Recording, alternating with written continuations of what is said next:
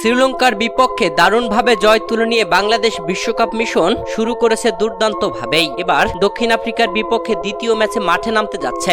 আর এই ম্যাচে দক্ষিণ আফ্রিকাকে হারাতে একাদশে পরিবর্তন নিয়ে নতুন একাদশ নিয়ে মাঠে নামতে যাচ্ছে বাংলাদেশ। দর্শক, 10 জুন নাসাউ কাউন্টি আন্তর্জাতিক ক্রিকেট স্টেডিয়ামে মুখোমুখি হচ্ছে বাংলাদেশ ও দক্ষিণ আফ্রিকা।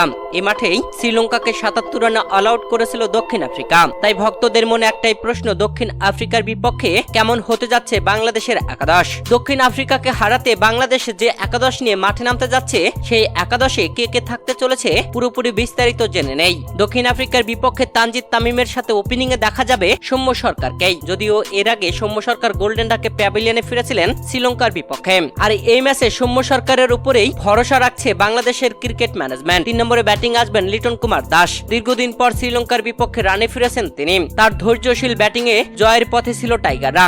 4 নম্বরে ব্যাটিং আসবেন বাংলাদেশ দলের অধিনায়ক নাজমুল হোসেন শান্ত।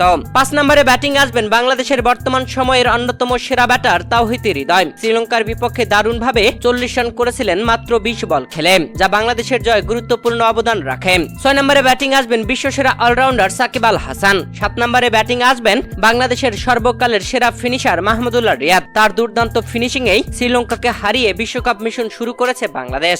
স্পিন বিভাগে সাকিবের সাথে দেখা যাবে রিশাদ হুসাইনকে। পেস বিভাগে একটি পরিবর্তন আসতে যাচ্ছে। তানজিম হাসান সাকিবের পরিবর্তে একাদশে দেখা যেতে পারে শরীফুল ইসলামকে, তবে এটা নির্ভর করছে শরীফুলের চোট ছাড়ার উপরে। আর মুস্তাফিজ ও তাসকিন তো অটো চয়েস। তাদের দুর্দান্ত বোলিং পারফরমেন্সের কারণেই অল্প রানে শ্রীলঙ্কাকে আটকিয়েছিল। এবার দক্ষিণ আফ্রিকাকে আটকানোর পালা। দর্শক, দক্ষিণ আফ্রিকার বিপক্ষে বাংলাদেশ এই একাদশ নিয়ে খেলতে নামলে আপনার কি মনে হয়?